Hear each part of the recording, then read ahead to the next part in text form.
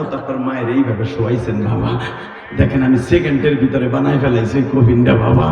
এই কফিনের ভিতরে তুমিও যাবা, আমিও যাব, এই প্রধান অতিথিও যাবে, তার মা বাবাও যাবে। এইটা মাথা, এইটা পা। ফাতেমা বাইন্দা যখন ছেড়ে দিছে, আমার নবী এইভাবে মায়ের কোলে নিছে।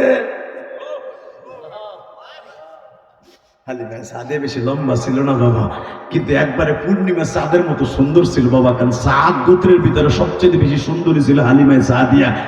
হালিমায় সাদিয়ার বাড়ি আমি 4 বার গেছি। যেই ঘরে আমার নবী দুধ খাইতো 2.5 বছর, ওই ঘরটা আমি দাঁড়াই ধরে নামাজ পড়ছি, ইমামতি করছি। বাজানটা আমার নবী হালিমায় সাদিয়া এইভাবে কোলে নিছে, কোন সাহাবীর হাতে দেয় নাই। ও বাজান আমার নবী 2-3টা মহিলার লাশ নিজে দরিয়া কবরে শোয়াইছে। 1 নম্বরে মা খাদিজার লাশ গো বাবা, 2 নম্বরে নবীর বড় মেয়ে জাইনাবের লাশ। মক্কায় মারা গেছে জাইনাব, বাবার আগে মারা গেছে। 3 নম্বরে হালিমায় সাদিয়ার লাশ। এবার তুমি কান্দা, মায়ের লাশটারে কোলে নিয়ে উপরে রাখছে, রাইকে আমার নবীর কবরে নামছে। তুমি আর আমি কিসের সন্তান, কবরে নাইবে আমার নবী, কবরকে ডাইকে ডাইকে কবর রেখে। আমার মায়ের শরীরে কেন আমার পাঞ্জাবি দিছি জানোস? অন্তত আমি জানি আমার পাঞ্জাবির সাথে বেয়াদবি করতে পারবি না। আমার মারে আমার রুমালটা দিছি কেন জানোস? এই রুমালটা মাথায় দিয়ে আল্লাহর বাড়িতে বেড়াইতে গেছি। আমার মা তো আল্লাহর বাড়িতে বেড়াইতে যায়। আল্লাহ দেখো আমার ভাইরা কান্দা,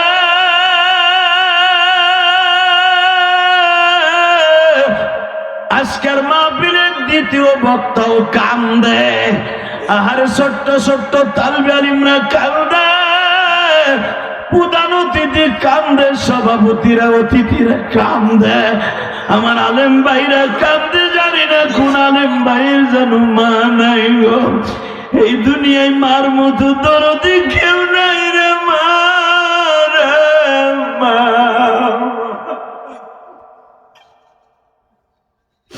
এই যে প্রধান অতিথি আসছে বাবা, যাইয়া বাসায় দেখবে মা জানালার পাশে কাইত হয়ে পড়ে রইছে, বিবি বাচ্চা সবাই ঘুমায়, একজন মাত্র কাজের বুয়া জানালার আওয়াজের দিকে তাকায়, কলিং বিল কখন চাপ দিবে আমার মাসুম।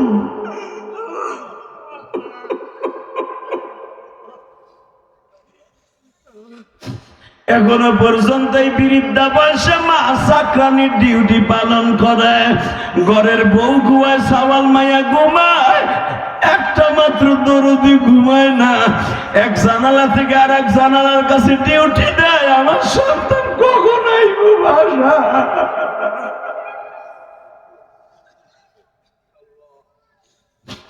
আল্লাহ ওই দুঃখিনী মা যাদের এই কবরে শুয়ে আছে,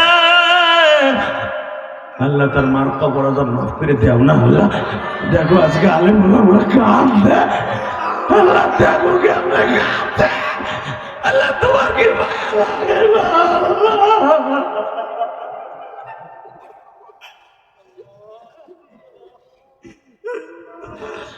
আল্লাহ তুমি ছায়া দেখো, সোনার গায়ের দিকে তাকায়া দেখো। আল্লাহ আজকে তাহেরপুর মাদ্রাসা কবরস্থানের দিকে তাকায়া দেখো। আজকে 14ই নভেম্বর, আজকে 14ই নভেম্বর তাহেরপুরের কবরস্থান মাদ্রাসার দিকে তাকায়া দেখো। সোনার গায়ের দিকে জুমার রাত্র তাকায়া দেখো। আমার বাজার না কান্দে, প্রধান অতিথি কান্দে, সভাপতি কান্দে। এদের চোখের পানির খাতিরে কবরস্থানের সবাই মাফ করে দাও, এদের মাফ করে দাও। এরাও যখন কবরে ঘুমাবে এদেরকে মাফ করে দিয়া। এ দুটা হাত উঠাও, আসমানের দিকে উঠাও, দাও আল্লাহকে ডাক দাও, ডাক দাও, ডাক দাও, সুবহান, ডাক দে, ডাক দে, ডাক দে। 14ই নভেম্বর ডাক দে, 14ই নভেম্বর ডাক দে, ডাক দে। আলেম ওলামা ডাক দিছে, প্রধান অতিথি ডাক দিছে, আল্লাহ সভাপতি ডাক দিছে। দেখো আল্লাহ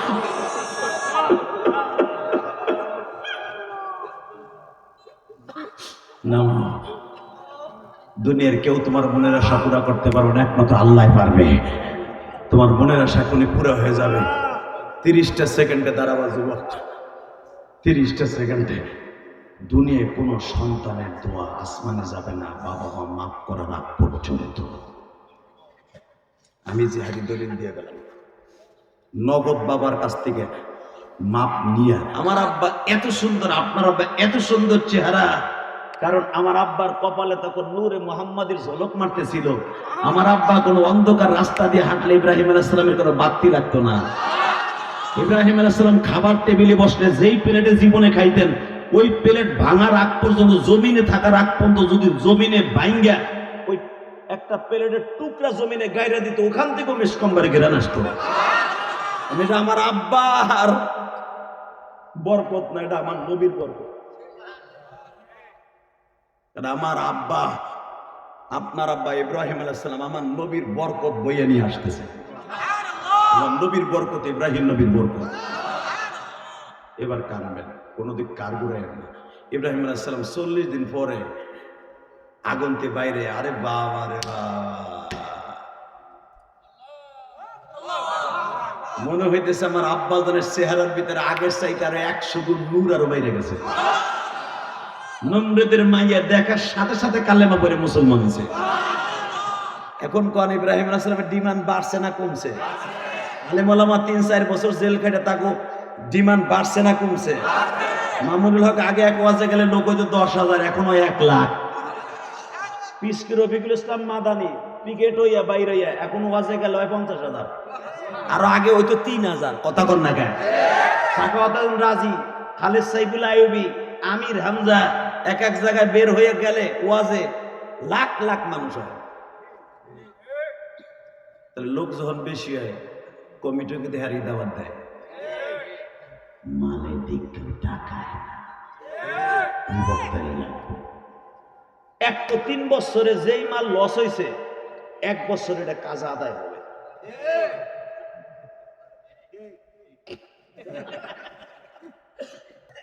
কাজা আদায় করাইছে কে? ডিমান্ড বাড়ছে না কমছে? আমি বলি নাই, আল্লাহ কি কয় শোনেন, ইন্নামা ইয়াখশাল্লাহ মিন ইবাদিহিল উলামা। আলেম ওলামা জেলখানায় যায় বোতল খায় না, গাঞ্জার ব্যবসা করে না, ওরা জেলখানায় যে সারা রাত দিন রাত 24 ঘন্টা আমার মাওলার কোরআন শরীফ তেলাওয়াত করছে, নফল নামাজের ভিতরে দাঁড়ায় দাঁড়ায় কোরআন শরীফ পড়ছে। মামুন হক কয় শোনেন না, সপ্তাহে 5টা করে খতম দিতাম, যেটা এখানে বসে পারি নাই। তাহলে হ্যাঁ গজিব বা আমার মৌলার কালাম দিয়ে একবারে ধার বানায় হেলাইছে। খালি জেলখানায় বয়ে কইছে, আল্লাহ বাইরে এই জানি দেখি পতন।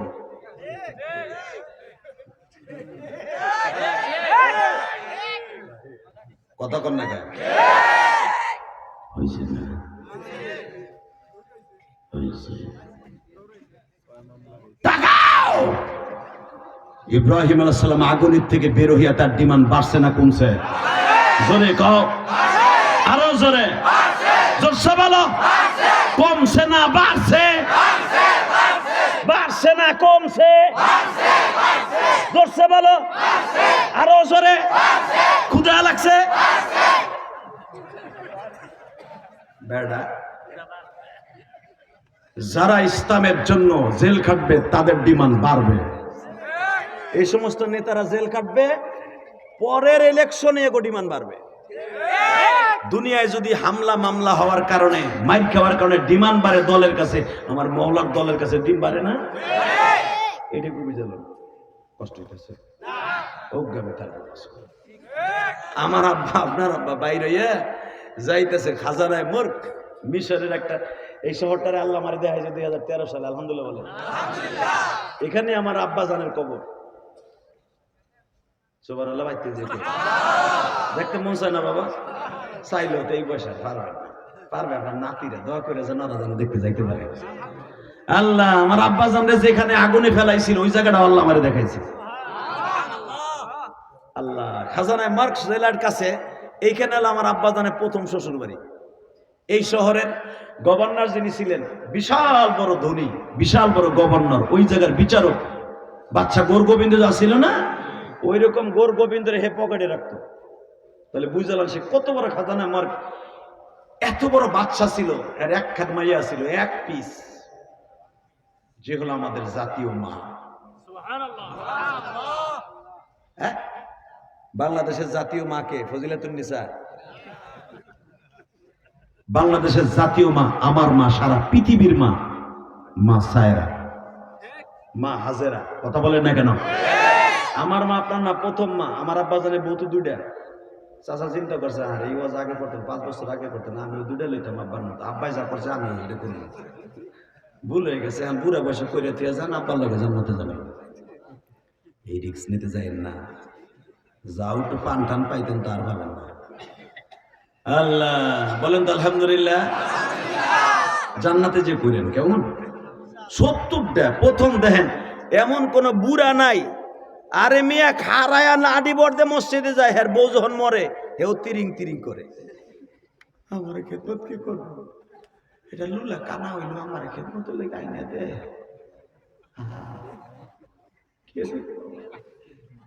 কি সুন্দর ওয়াজ করে বুড়া, কথা কর না কেন? আরো জোরে। যদি কোনো বাপ তার স্ত্রী মরার পরে যদি ছেলেরা তারে বিয়ে না দেয়, ওই ছেলেরা কিয়ামতের মাঠে আল্লাহর আদালতে বিচার হবে। মাসলা জানেন? ওই যে জিজ্ঞাসা মুফতি সাহেব, খবরদার বাপ যে বয়সেরই হোক, যদি আব্বা বিয়ে করতে চায় বিয়ে করে দেয়া ফরজ। আর পোলাপান কি করে, বাপরে খালোর মধ্যে যাইতে দিয়ে থুয়ে দেয়, বুড়া তুই লড়তে পারস না, বড় পারস না, তো বুড়া বয়সে একটা ফুটাই থুয়ে যাবে, ওটা দেখবো কেনা। কথা কন না কেন? আর কোরআন হাদিসে কি বলে, চাচাই যে কি খুশি হইব, হুজুর কোন কোন আমার বুড়ি মরছে 8 বছর হয়ে গেছে, বউর আমার লুঙ্গিটাও ধুয়ে দেয় না, আমার বাচ্চাকে হাবি তো। হ্যাঁ হুজুর কয়ে জানা আমার বুলাবান আমার বিয়ে দেয় না, আপনার লেগে কাম করতেছি, আজকে কাম করতেছি। যদি কোন ওই বুড়ারে বুয়ান বিয়ে না দেয় পোলায়, আল্লাহর কসম, আল্লাহর জাতের কসম, যদি ছেলেরা মেয়েরা বিয়ে না দেয়, ওই বুড়ারে বিয়ে করতে যদি চায়, কিয়ামতের মাঠার বিচার হবে। জানেন মাসলা? হালাকে আমাদের সমাজ কি, এ বুড়া বসে বিয়ে দিয়ে করবে, এ বেটা, তার কিছু কিছু গোপনীয় আছে যেটা তোমার স্ত্রী পারবে না, তুমি পোলার বউ পারবা না। কথা বলেন না কেন? যেটা তার সাপ করতে হবে তার বিবি হইয়া। কষ্ট হইতেছে, করতে কষ্ট হবে। বুড়া চাচারা রেডি হয়ে রয়েছে, জামাটা প্যারালাইসিস কন আমার পোলা পান্দারু দেয়, যদি না দেয় চাচা আমার কাছে সিডি লাগবে না। আমি প্রধান অতিথি বাইরে দরকার অনুরোধ করে কব চাচার একটা দিয়ে হেন ভ্যানে উঠাইয়া। আল্লাহ দেখেন আমার বায়ু কয় আমি রাজি আছি, আল্লাহ কবুল করেন দরকার না। আমিন। কেউ যদি একটা সঙ্গীহীন মানুষকে, এটা আমার কথা নাই, হাদিসে আছে, সঙ্গীহীন মানুষকে একটা সঙ্গীর ব্যবস্থা করে দেয়, আল্লাহ তাকে জান্নাতে 70টা সঙ্গীর ব্যবস্থা করে দেয়। জানেন এটা কত বড় সওয়াবের কাজ? আল্লাহ কবুল করেন। আমার আব্বা যাইতেছে শহরের উপর দিয়া, কষ্ট হইতেছে চাচা, হঠাৎ করে দেখে বাপ রে বাপ বিয়া হইতেছে, বিয়া ধুমধাম। একজনের জিগায়, ভাই এইবারে তোমরা কই যাও, এই যে স্বর্ণের মালা মালা গলায় দিয়া, এই আংটি মাংটি লাগাইয়া, কয় বেড়া তোর বাড়ি কই? কয় ভাই আমার বাড়ি সেই মিশরে। তুই হ্যাঁ নাইছিস কে? কয় ভাই বিপদে বেড়েছি, তোকে মোল্লা সোল্লার এই খবরের দরকার নাই, এইবারে বিয়া হইতেছে, ব্যবস্থা কত বড় বিল্ডিং, পাহাড় কেটে বেড়া বানাইছে, সামনে স্বর্ণের বিশাল বড় গেট করছে, এই দেশের বাদশার মাইয়ের বিয়ে হইতেছে। বাদশার মাইয়ের বিয়ে হয়? আমি বলছি বাদশার মাইয়ের বিয়ে হইলে এক একজন করে 6000, তোমরা 40 জন করে কাতার দিছো কোরবানির গরুর মতো। কে বেটা? আগে ছিল মহিলায় পুরুষে, আগে ছিল পুরুষে মহিলারে চয়েস করবে, আর এমনই একখান মাইয়া হে পুরুষ চয়েস করে। কথা বল না। আর মা হাজেরার মাসলা এখন আমাদের দেশে হচ্ছে, মেয়ে স্কুলে পড়ে, মাইয়ার সম্বন্ধ হয়েছে, মেয়ে অটোরিকশায় উঠে বোরকা পরে পোলার বাড়ি চেক করে আহে, মা হাজেরার ছবি। কথা বল না। হালাকে সুন্নাত কি, পোলায় মাইয়ের চয়েস করবো, তাই না? হাজেরার সাথে তুমি লাবনিয়া কইলে, হাজেরা হলো বিশ্ব সুন্দরী। কথা বলেন না কেন? আমার মা আপনার মা বিশ্ব সুন্দরী, 61 জন বিশ্ব সুন্দরী আল্লাহ কোরআনে বর্ণনা করছে, তার ভিতরে 6 নাম্বার হলো আমার মা আপনার মা হাজেরা সায়রা। এগোর সাথে তুমি লাবণী অলেখা মলেখা বিউটি ইউটি মিউটি কিউটি, তোরা বুঝি এটা চয়েস করলি না? না, আমার মার বিয়ে হইব, ইব্রাহিম আলাইহিস সালাম তার বাইকনা লুত আছে সাথে, আলহামদুলিল্লাহ বলেন না? 13 বছরে বাইকনা লুত বলে, মামা এনে বিয়ে হইতেছে, চলন তো মাইয়াটাকে মাগনা দেখে যায়। তো বেটা মাগনা দেখার টাইম নেই, মাগনা দেখার আগে আগে আমার আল্লাহর একটা ডাক দে, আল্লাহ তুমি যদি কও তাহলে যাবো। আল্লাহকে ইব্রাহিম যা, তুই যা। যখন বলছে তুই যা, আল্লাহর খলিল ইব্রাহিম কেবল দাঁড়াইছে, এবার একটা আওয়াজ দিয়ে, যখনই দাঁড়াইছে গো বাবা, ইন দি মিন টাইমে দেখা যায় আল্লাহর খলিল দেখে সব মানুষগুলা 40 জন কাতার দিয়া দাঁড়াইছে, ইব্রাহিম খলিল ভাগ্না লুত্রে লইয়া দরজার কাছে দাঁড়াইছে। ও বাজান, যখনই দরজার কাছে দাঁড়াইছে, মা সায়রা দরজার উপর থেকে বান্ধবীরে বলে, বান্ধবীরে রে, যারে আমি স্বপ্নে দেখছি, মনে হয় আজকে এত আনন্দ লাগতেছে, আমার সখা, আমার জান্নাতি মহাপুরুষ বুঝি আজকে আমার দরজা। এ বাজান, আগুনের থেকে বের হয়ে 40 দিন পরে বাবা ডিমান্ড বাড়ছে না কমছে? শুধু একটা কথা বলে দিয়ে যাই গো বাবা, মা হাজেরা 1 মাস পর্যন্ত ছেলে চয়েস করতেছে, একটাও চয়েস হয় না। আজকে যখন সিঁড়ি দিয়া বেয়ে নিচে নামছে, প্রথম আমার আব্বার কপালের দিকে মা সায়রার নজর পড়ছে। মা সায়রা আমার আব্বার দেখে ডাইনে বামে আর তাকায় নাই বাবা, ডাইরেক্ট আমার আব্বার গলায় মালা দিয়ে বলে, হে ইব্রাহিম খলিলই হবে আমার স্বামী। বাসুর ঘরে আমার আব্বা জিজ্ঞাসা করে, আমার নাম ইব্রাহিম খলিল, তুমি কেমনে জানতা গো? আর তুমি আমার চয়েস করলা কেমনে গো? আমার মা বাসুর ঘরে বলে, আল্লাহর খলিল,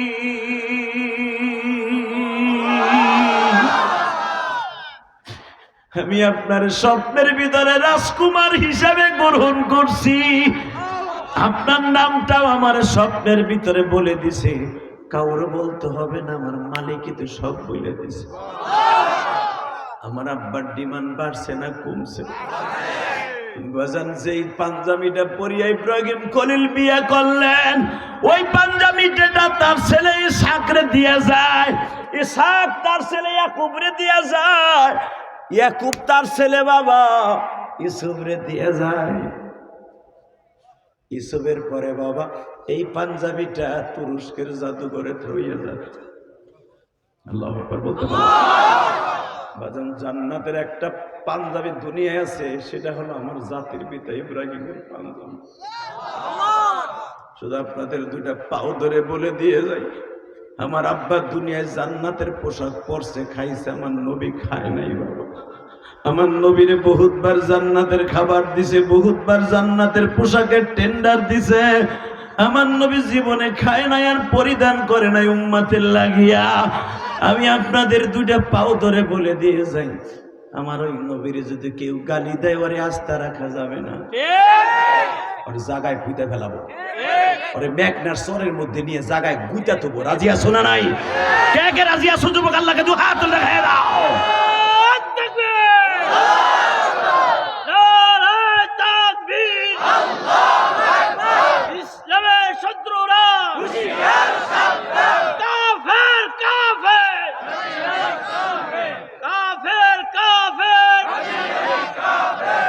আলহামদুলিল্লাহ বলেন। আমি শুধু আপনাদের সামনে একটা কথা বলতে চাই, যতদিন বাঁচবো 5 ওয়াক্ত নামাজ পড়বো। উঠান হাত, উঠান উঠান উঠান, নামান হাত। আর একটা ওয়াদা আমার সাথে দিব, যতদিন বাঁচবো মা বাবার খেদমত করবো।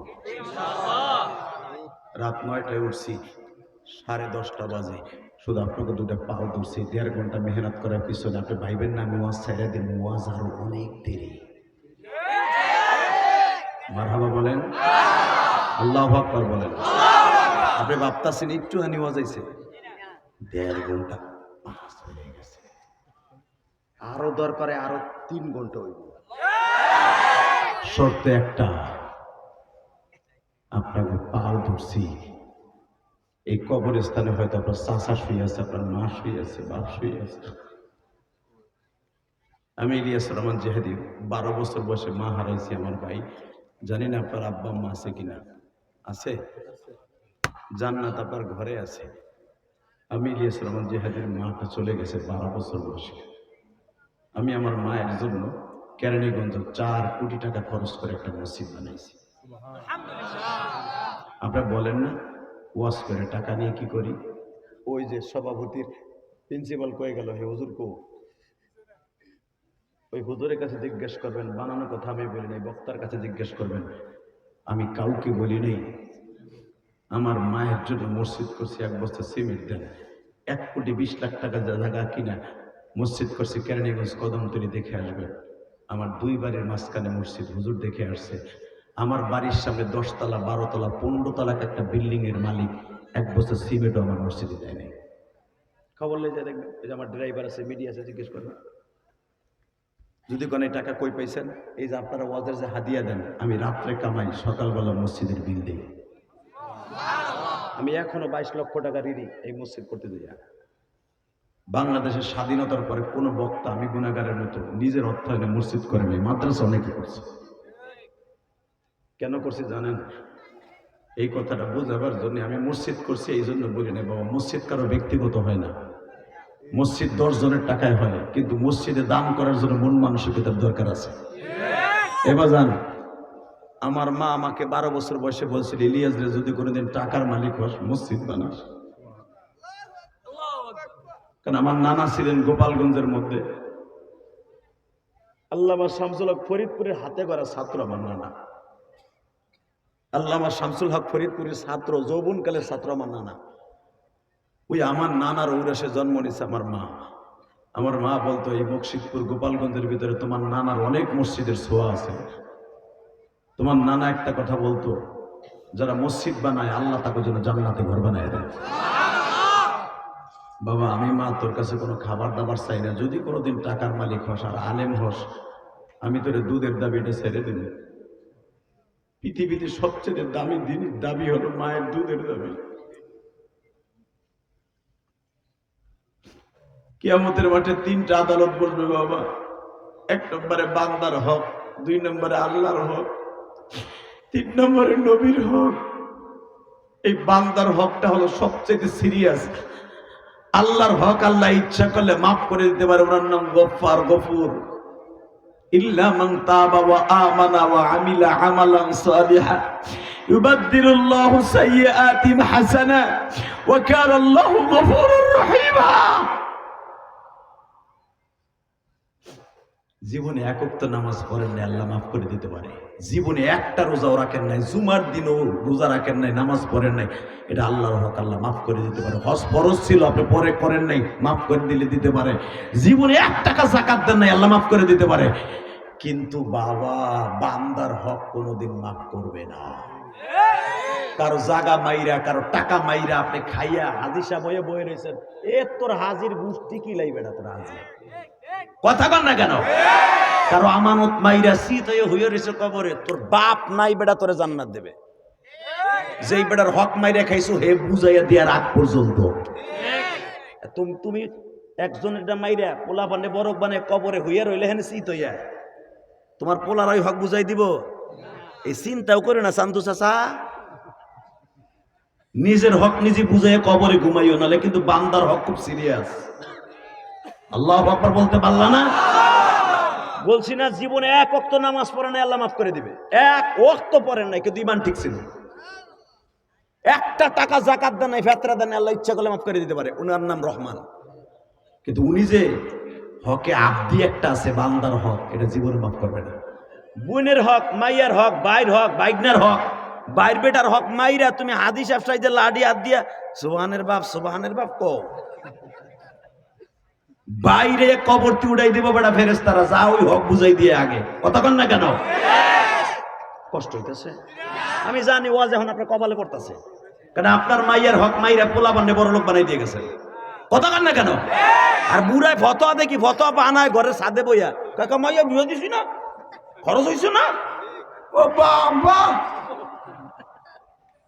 মাইয়ারে বিয়ে দিছো, পোলারে বিয়ে দাও নাই বুড়া? কতক্ষণ না কেন? পোলা মায়ে বিয়ে দেয়া তোমার ফরজ, যেরকম কামাই করে খাওয়ানো ফরজ, মাইয়া পোলা বিয়ে দেয়া পর্যন্ত তোমার ফরজ। তো মাইয়ারে বিয়ে দিছো 10 লাখ টাকা খরচ করে, ওই মাইয়ারে সম্পদ বুঝাইতেছ না চান্দু চাচা?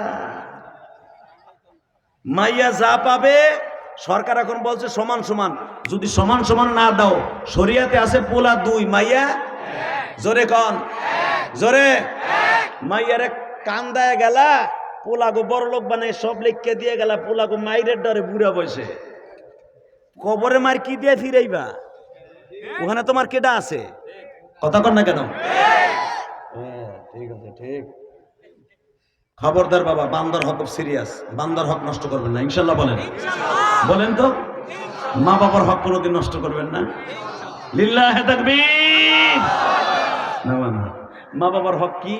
এ যুবকে দিক টাকা, বাবা এখন অসুস্থ হয়ে গেছে, বাপের ইনকাম নাই, বাপের নামে তুই 1 লাখ টাকায় মাদ্রাসায় দিবি। এই মসজিদে তোর বাবার নামে বাপরে বড় করার লাগে তুই 50,000 টাকা দিবি। আমি আল্লাহর কসম করে বলছি, তোর বাপরে তুই বড় করলি না, তুই বড় একটা জান্নাত পাইলি। কথা বল না কেন? এই যে যখন মসজিদের হুজুররা অথবা ওয়াজের মাঠে দান কালেকশন করে, বাপ তো আগের তে দান করার অভ্যাস আছে, এখন তো বুড়ার ইনকাম নাই, দাঁড়াইতে পারে না, খালি তাই দেখি আমার বড় পোলাটা কিছু কয় কিনা। যখন বড় পোলায় কয় ঠিক আছে আমার আব্বার নামে 1 লাখ লেখেন, আমি কসম করে বলে গেলাম ওই 1 লাখ আব্বার নামে লেখোস নাই, মৌলার নামে লিখকে দিয়ে বাপের নামে জান্নাতটা কিনে দিছ। বাপের নামে জান্নাত কিনে দেওয়ার কারণে জান্নাত তোর জন্য হয়ে গেছে। তাহলে বাবা মার জন্য করার দরকার আছে না নাই? যদি বলেন আছে না নাই? ইলিয়াস রহমান জিহাদি রক্ত পানি করা পয়সা দিয়ে মসজিদ করছি, আমি কখনো কোনো মাহফিলে বলি না যে আমার নামে করছি, আমি আমার জন্ম দুঃখিনী মায়ের জন্য, আল্লাহকে সন্তুষ্ট করার জন্য করছি। কেন জানো? আমি আমার ইনকাম দিয়ে জীবনে আমার মাকে 1 খিলি পানও খাওয়াইতে পারিনি।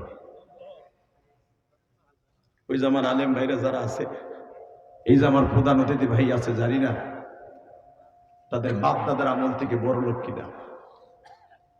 যদি তার বাপ দাদার আমল থেকে ধনকুপ হয়ে থাকে, সে গরিবের কষ্ট বুঝবে না। ইলিয়াস রহমান জিহাদি 100 গ্রাম কেরাসিন তেল কিনে পড়ার মতো তৌফিক আমার ছিল না। আজকে আমি কোটি কোটি টাকা খরচ করে মসজিদ মাদ্রাসা করি, কাউকে বলি না আমার দিয়েন, কেউ দিলে দেই। কেন জানেন? আমি জানি আমার মাকে আমি জীবনে 1টা টাকার খাবারও খাওয়াইতে পারি নাই। আমার মায়ের হক, বান্দার হক সিরিয়াস।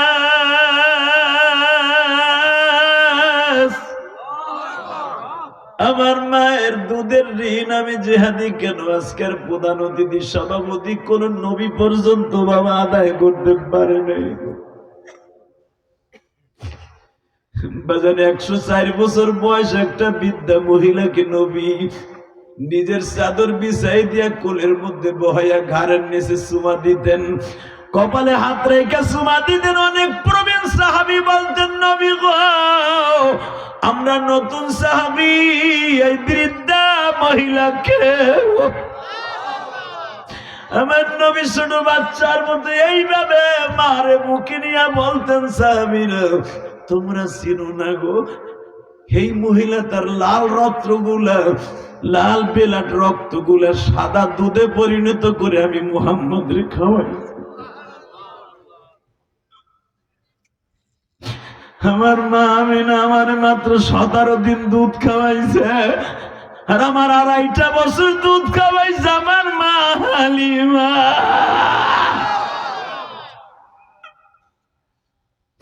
2.5 বছর দুধ খাওয়াই 1টা টাকাও আমার মা বকশিস নেয় নাই। কেন জানো? আমি যখন আমার মার বাসায় গেছি, তার বরকত আরম্ভ হয়ে গেছে।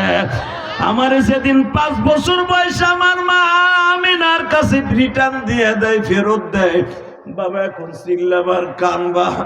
তখন আমিনা বলছিল, হালিমা, ও হালিমা, তোমার আমার স্বামী 30 ভরি ওজনের একটা হার দিয়ে গেছে, আমার ছেলের যে দুধ খাবে তার উপহার দিবা, এটা তোমার লেগে।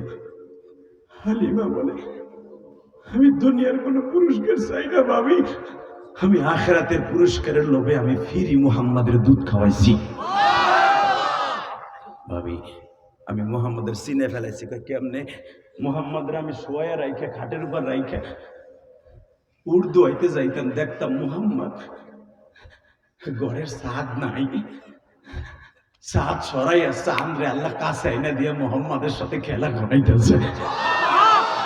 আমি ওদের দুধ আগে দোয়াইতাম একবার, মুহাম্মদ আমার ঘরে যাওয়ার পরে দোয়াইতাম 5 বার।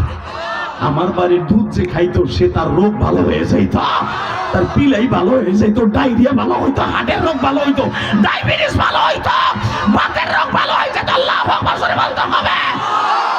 এই জন্য আমার 5 বার দুধ দোয়ান লাগতো। আমি রাত 12টার সময় দুধ দোয়াইতে যাই, দেখতাম মোহাম্মদ সাদের সাথে খেলা করে। আমি সেই দিন বুঝছি মোহাম্মদ মানুষ আমাদের মতো। বাবা, আমার সেই নবী বলছে, আমার এই মা 104 বছর বয়স, আমার মা 3 মাথা হয়ে গেছে, 8 নিচে চলে গেছে হালিমা সাদিয়ার মাথা।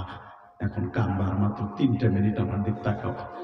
এই হালিমা সাদিয়া যখন ইন্তেকাল করে, আমার নবী ফাতেমারে বলে, মা তুই নিজের হাতে গোসল দে। মা আয়েশারে বলে, তুই আমার মায়ের কাপড় পরাই দে।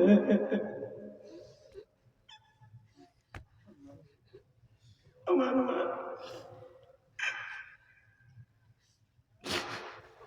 হাতুর সুরমা লাগাই দে। আমার মা আমার দোস্তের বাড়ি বেড়াইতে যাবে গো।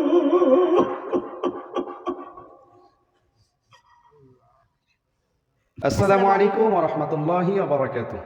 বামনা ইসলামিক মিডিয়ার পক্ষ থেকে সবাইকে জানাই শুভেচ্ছা। Bamna Islamic media YouTube channel ও ফেসবুক পেজকে লাইক, কমেন্ট, শেয়ার, সাবস্ক্রাইব করে সাথে থাকুন। Bamna Islamic media YouTube channel সত্যের পক্ষে অবিরাম পথ চলা।